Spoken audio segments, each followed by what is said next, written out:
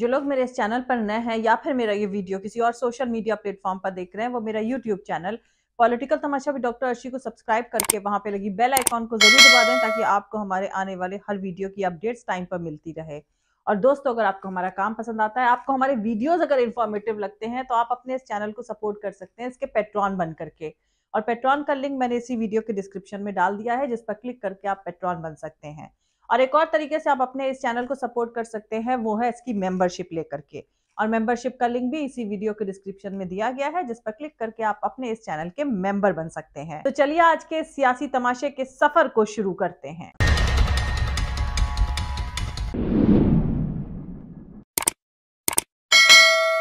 हम क्या देखिए, प्रधानमंत्री ने देखना चाहिए। अभी ब्रिक्स में गए थे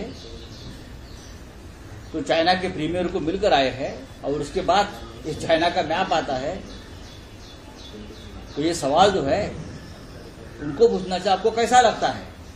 हमको हमारा तो दिल टूट जाता है देखकर। राहुल गांधी ने जो बात कही है वो सच है कि लद्दाख में पेंगोंग वैली तक चाइना घुस गया है, हमारी जमीन चाइना ने खा ली है। ये राहुल गांधी की बात सच है, हमको भी मालूम है।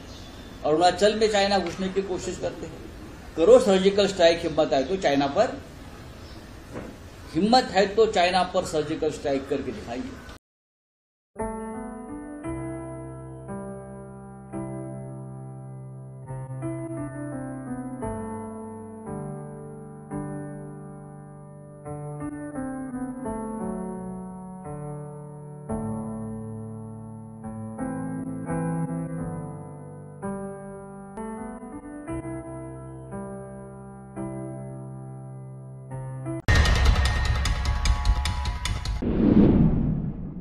बांग्लादेश में जनवरी 2024 में आम चुनाव होने वाले हैं, और इसे लेकर अमेरिका, चीन और भारत की अपनी अपनी स्ट्रैटेजी तैयार है। अमेरिका और यूरोपियन यूनियन के मुल्क बांग्लादेश की मौजूदा सरकार पर फ्री और फेयर इलेक्शंस कराने के लिए दबाव बना रहे हैं। इससे बांग्लादेश की main opposition party Bangladesh nationalist party BNP को मजबूती मिल रही है। हाल के महीनों में BNP ने बांग्लादेश में कई बड़ी सियासी रैलियां करी हैं। BNP ने साल 2014 के आम चुनाव का बायकॉट किया था, और 2019 के चुनाव में उसे सिर्फ 7 सीटों पर ही जीत मिली थी। तमाम न्यूज एजेंसीज के मुताबिक इस बार के चुनाव में बांग्लादेश नेशनलिस्ट पार्टी यानी BNP को कई सीटों पर जीत मिल सकती है। अब भारत की फिक्र यह है कि अगर बांग्लादेश में जमात मजबूत होती है, तो वहां एक्सट्रीमिस्ट ग्रुप्स को ताकत मिलेगी, जिसका असर भारत के सरहदी इलाकों पर पड़ सकता है। दोस्तों, शेख हसीना साल 2009 से सत्ता में हैं और लगातार चौथी बार प्रधानमंत्री पद हासिल करने के लिए कोशिश कर रही हैं। भारत अपने पड़ोस में शेख हसीना को सबसे भरोसेमंद सहयोगी के तौर पर देखता है। तमाम रिपोर्टों के मुताबिक शेख हसीना की सरकार ने एंटी इंडियन एक्सट्रीमिस्ट ग्रुप पर सख्त कार्रवाई करी है। साथ ही एनर्जी और कारोबारी सेक्टर में भारत के साथ रिश्तों को और मजबूत किया है। इसमें भारत के नॉर्थ ईस्टर्न स्टेट्स के लिए सामान ले जाने के लिए कई अहम बंदरगाहों को खोलना भी शामिल है। अब आती हूं मेन सियासी तमाशे पर। दरअसल दोस्तों, दिसंबर 2021 में अमेरिका ने बांग्लादेश की paramilitary force rapid action battalion यानी RAB और उसके कई सीनियर ऑफिसर्स पर बैन लगाए थे। मई 2023 में अमेरिका ने बांग्लादेश के इलेक्शन प्रोसेस को इन्फ्लुएंस करने की कोशिश करने वाले लोगों पर वीजा बैन लगाने की वार्निंग भी दी थी। अमेरिका ने कहा था कि सियासी दलों, सिविल ऑर्गेनाइजेशंस या मीडिया की फ्रीडम ऑफ एक्सप्रेशन को दबाने पर वीजा बैन लगाने वाले कदम उठाए जा सकते हैं। कुल मिलाकर अमेरिका बांग्लादेश सरकार से बार बार कह रहा है कि होने वाले ये चुनाव फ्री और फेयर तरीके से कराए जाएं, नहीं तो जो लोग बांग्लादेश में फ्री और फेयर इलेक्शन कराने के रास्ते में रुकावट पहुंचाएंगे, उनके खिलाफ सख्त कार्रवाई तो होगी ही, साथ में उनके और उनकी फैमिली के लोगों को अमेरिका का वीजा नहीं दिया जाएगा। खैर, इस पूरे सियासी तमाशे में मोदी सरकार के रवैये पर भी नजर बनी हुई है। इसकी वजह यह है कि मौजूदा भारत सरकार अमेरिका की करीबी दोस्त है। तमाम लोगों की निगाहें इस बात पर टिकी हुई हैं कि शेख हसीना की सरकार पर से अमेरिका के दबाव को कम करने में मोदी सरकार किस तरह का किरदार निभाने वाली है। वैसे तो चुनाव बांग्लादेश का इंटरनल मामला है, लेकिन इसके बावजूद इस चुनाव पर ताकतवर मुल्क अमेरिका और पड़ोसी भारत के रोल का गहरा असर पड़ता है। पिछले 2 चुनाव पर बवाल होने के चलते इस बार भारत की मौजूदा सरकार के रोल को बेहद अहम माना जा रहा है। साल 2014 और साल 2018 के कंट्रोवर्शियल चुनाव के बाद भी भारत अवामी लीग सरकार का जोरदार तरीके से सपोर्ट करता रहा है।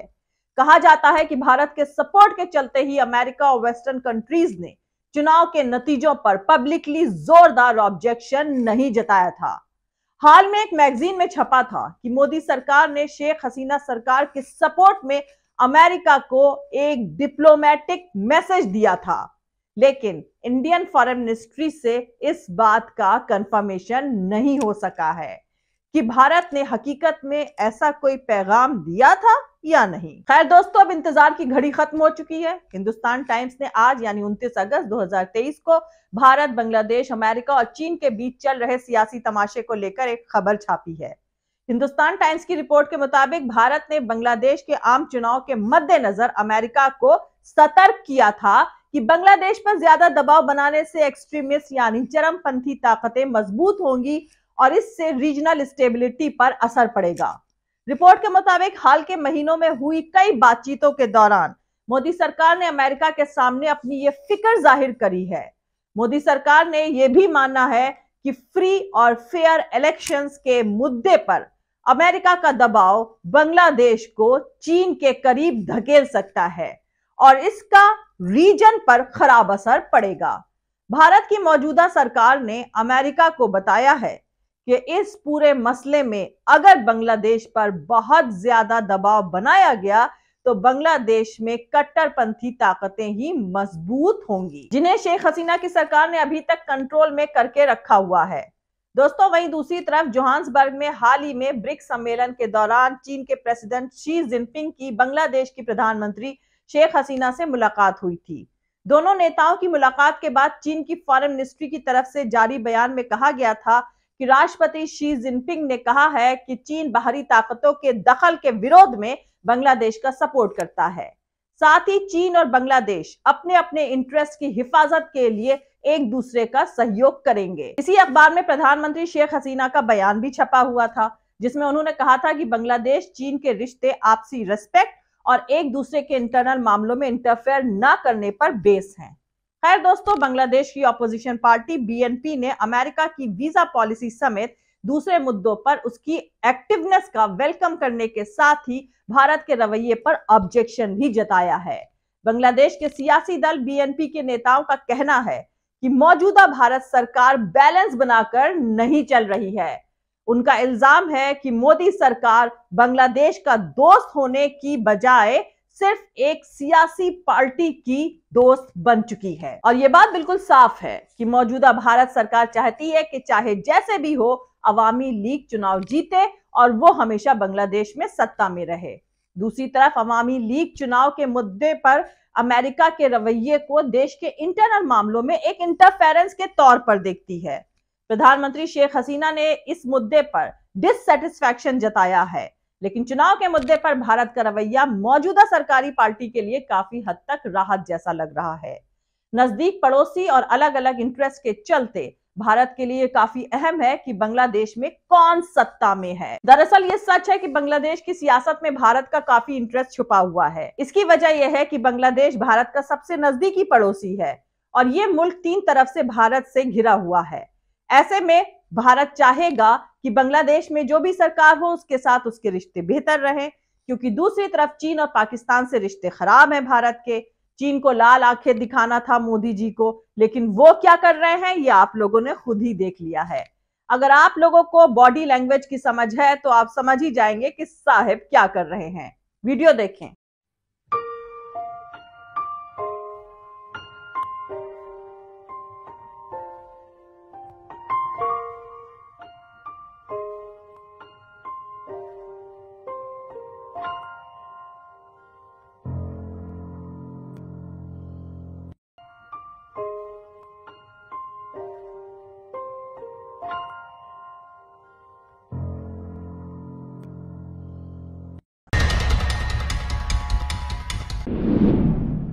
दोस्तों, कुछ दिनों पहले राहुल गांधी पेंगोंग झील गए थे, बाइक से फर्राटा भर रहे थे। नरेंद्र मोदी वहां कभी नहीं गए। राहुल गांधी सिर्फ एक सांसद हैं। नरेंद्र मोदी प्रधानमंत्री हैं। राहुल ने चीनी कब्जे की बात बार बार उठाई है। मोदी ने कहा कि ना कोई आया है ना घुसा हुआ है। पेंगांग लेक का बड़ा हिस्सा चीन के कब्जे में है। पेंगांग के उत्तरी इलाके में भारत और चीनी सेना आमने सामने है। गलवान झड़प में 20 जवान शहीद हुए थे।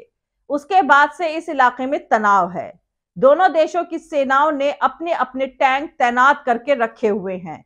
इस इलाके में लोकल एडमिनिस्ट्रेशन और आर्मी दोनों की परमिशन लेकर जाना पड़ता है। इस इलाके में हर मूवमेंट पर चीन की नजर रहती है और वो ऐतराज जताता है। राहुल की वो यात्रा भारत और चीन टकराव और चीनी कब्जे के लिहाज से काफी अहम थी। सिर्फ एक सांसद की हैसियत से राहुल गांधी वो कर रहे हैं जो नरेंद्र मोदी प्रधानमंत्री होकर भी नहीं कर पा रहे हैं। ना कोई आया है, देश से बोला गया झूठ था। राहुल गांधी से लोगों ने कहा, चीन की सेना हमारी जमीन पर घुसी है। पहले जो जमीन चारागाह के लिए इस्तेमाल होती थी, अब वहां जा नहीं सकते हैं। आप लोग भी देखें। हाँ, नहीं, यहाँ पे तो सब लोग कह रहे हैं कि चाइना की सेना घुसी है और इनकी जो पहले जो ग्रेजिंग लैंड होती थी वो ले गए हैं, वहाँ ये जा नहीं सकते हैं। तो यहाँ तो क्लियरली सब लोग कह रहे हैं। प्रधानमंत्री जी ने कहा 1 इंच जमीन नहीं गई, मगर वो सच नहीं है। तो ये तो यहाँ आप किसी से भी पूछ लीजिए, वो आपको बता देंगे। इन्होंने अंग्रेजी में सवाल पूछा था कि हम यहाँ क्यों आए।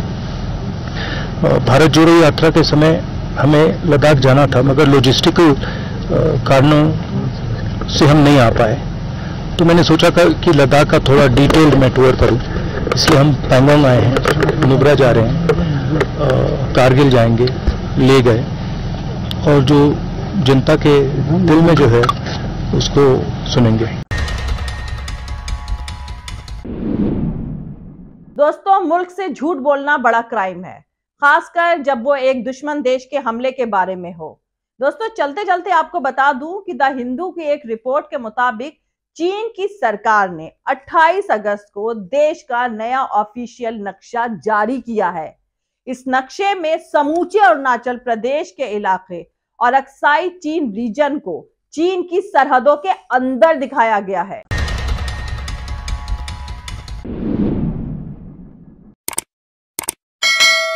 मिलते हैं अगले वीडियो में किसी दूसरे नए सियासी तमाशे के साथ। जय हिंद, सत्यमेव जयते, अल्लाह हाफिज।